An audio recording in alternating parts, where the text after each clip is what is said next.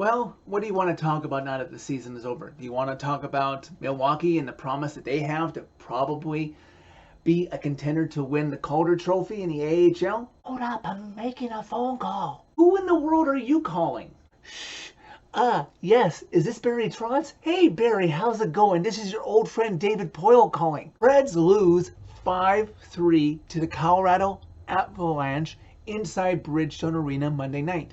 For the first time in 23 seasons, the Preds have been swept out of the Stanley Cup playoffs. Now everything has been done. They've swept a team. They've won a series in 5, 6, 7. They've lost in 7, lost in 6, lost in 5, and now they have finally been embarrassed being swept out of the first round. Now, where does this team go from here? Well, we'll get to that in the summary. First off, this is a fan reaction video, the final one of the season, so let's talk about the game. Preds stick with Connor Ingram in this do-or-die Game 4. UC Saros was not ready to come back yet, and as I said, and as many in the fan base said, there was no reason to rush UC back. Just rest him, and if this team went far, fine, but otherwise just save him for next season. Coach John Hines trying to be a mad scientist by reshuffling his lines, putting Luke Cunnin on the first line for some reason, but he starts with the opening line of Forsberg, Sissons, and Jeannot.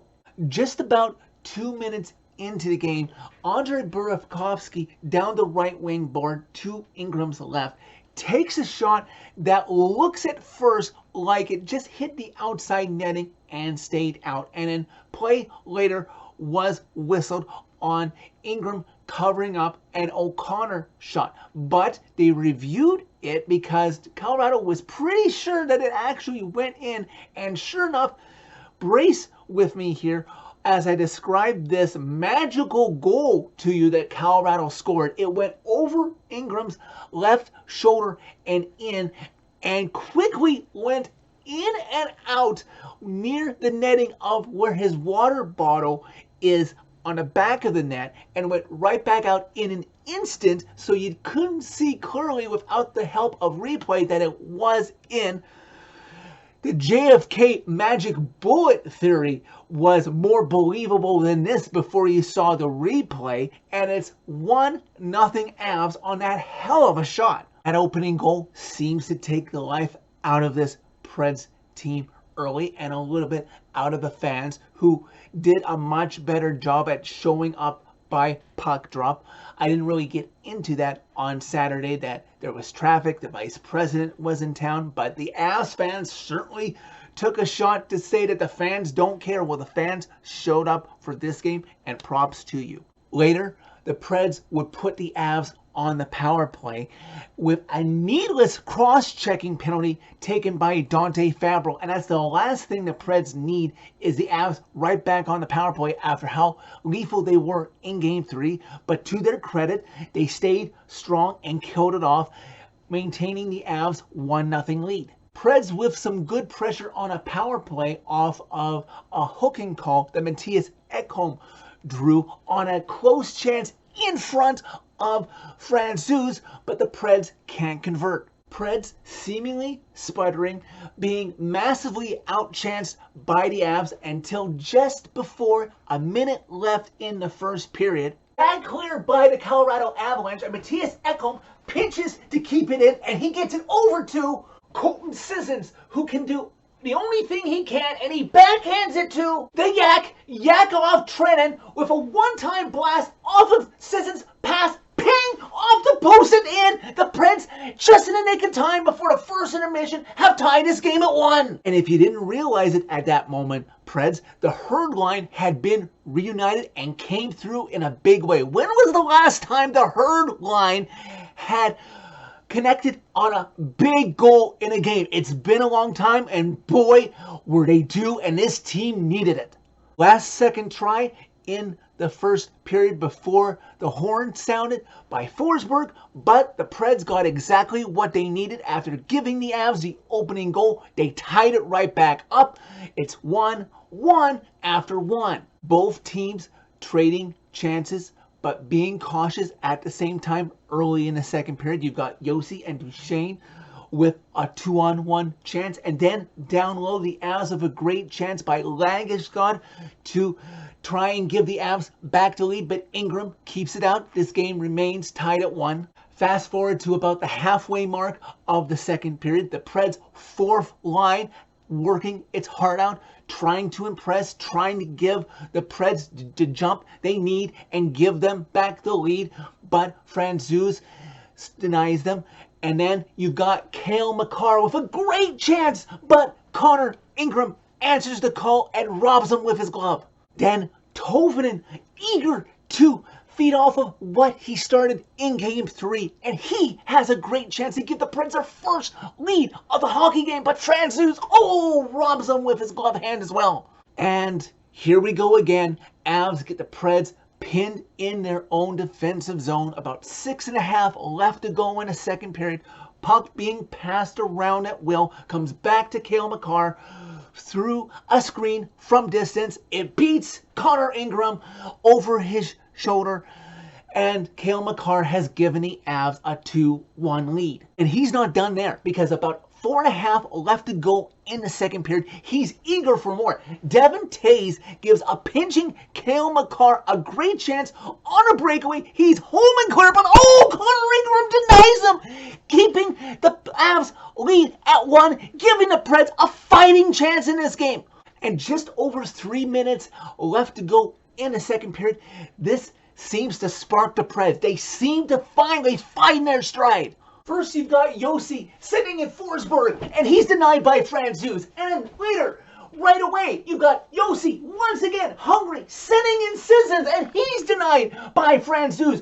But the Herd line that has been reunited in the first period will not be denied, because Sissons' shot that was denied by Francouz, well, guess what? The rebound comes right to Yakov Trenin, and he buries it! The Preds have tied this game at 2! And for good measure, before the second period can expire, Ingram maintains that tie, denying both McKinnon and Nichushkin in close. The Preds and the Avs tied once again after 2 periods, now at 2 apiece. The last possible regulation period gets underway inside Bridgestone Arena. The Preds being cautious at first, not wanting to make that series-ending mistake.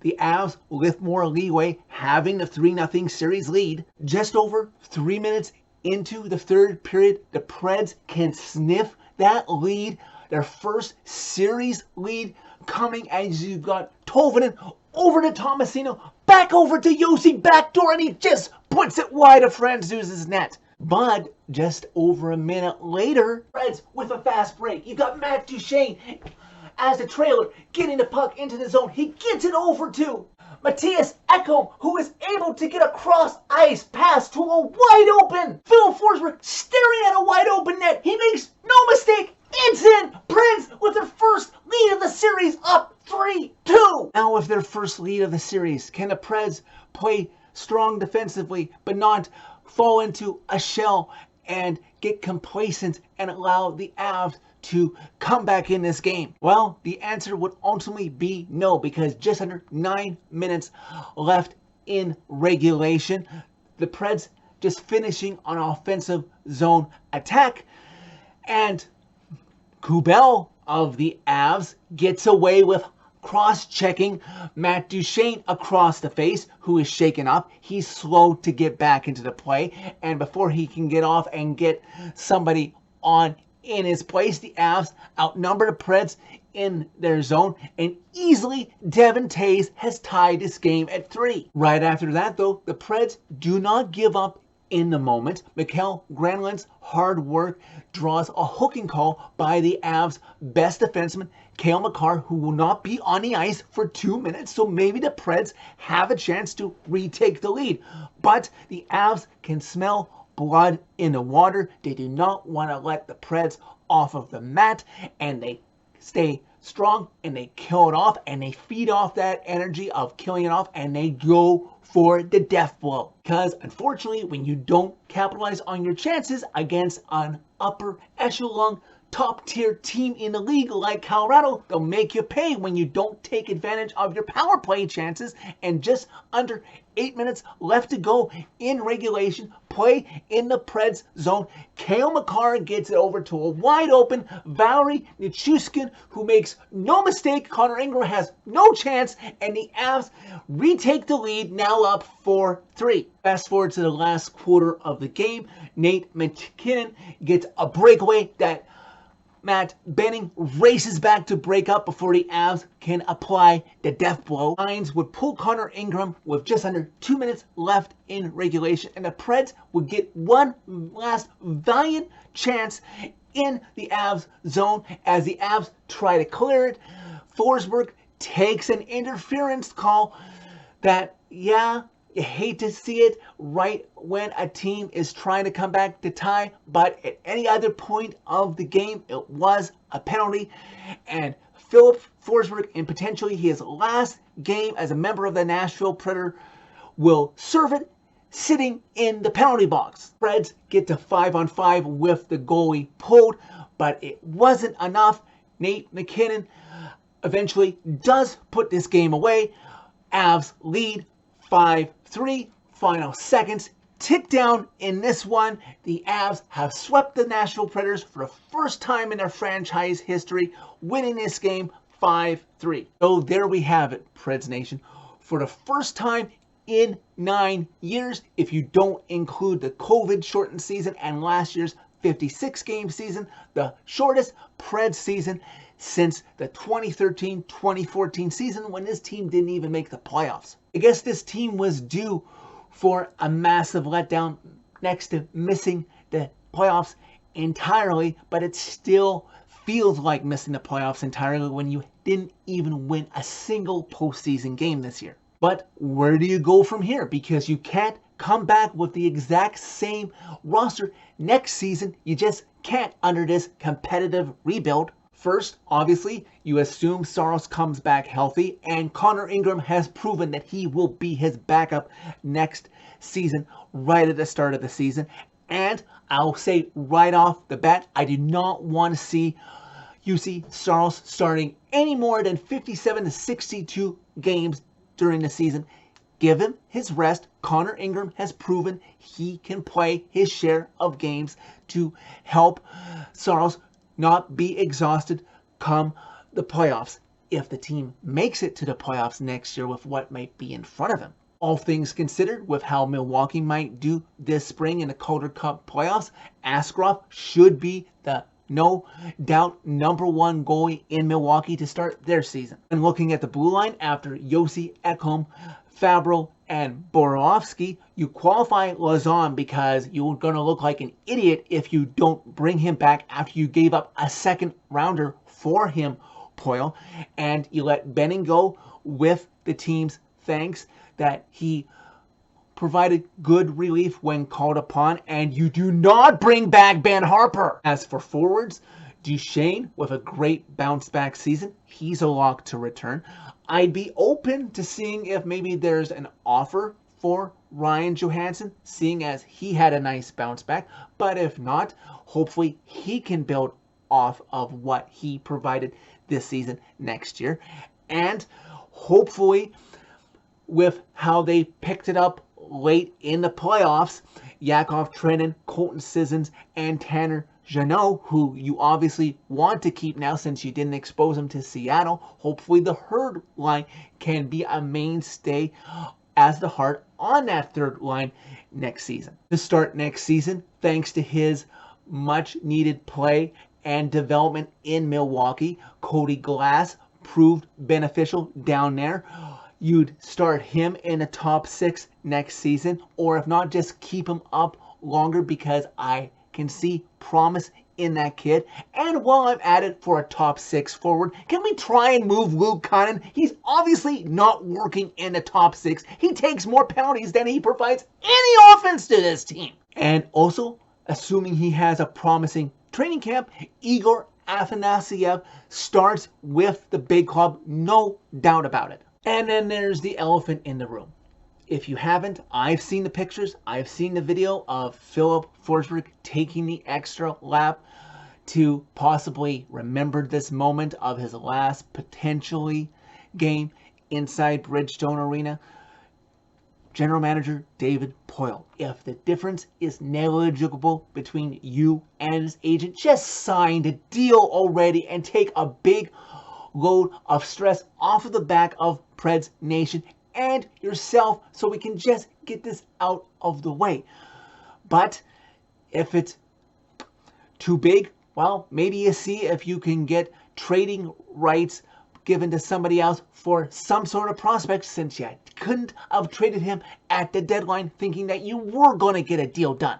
As for the front office, 8 years ago when you let Barry Trotz go, that was your one. Typically, general managers get one coaching fire before the target starts being put onto them. But this team rebooted itself, went on a cup run, had a window open. So yeah, I was okay with you getting a second coach when you fired Laviolette and brought in Hines. But you do not get another one. This team has reached its peak with the cup run in 2017, and then it got worse and worse every year. Second round as President's Trophy winner, then you lost in 6 as the home ice advantage team in Dallas in 2019. Then you had whatever the crap that was against Arizona in the bubble.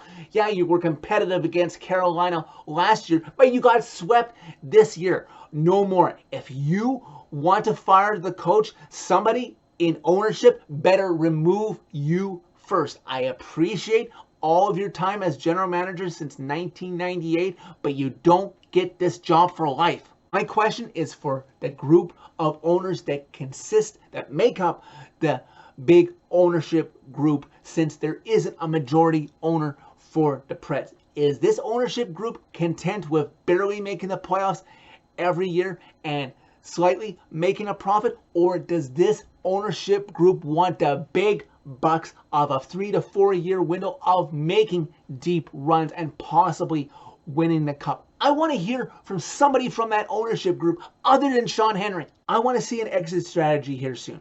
David Poile is no spring chicken that he was when he took over as general manager at the age of 47, a year before Nashville's first season back in 1997. He is 72 years old now.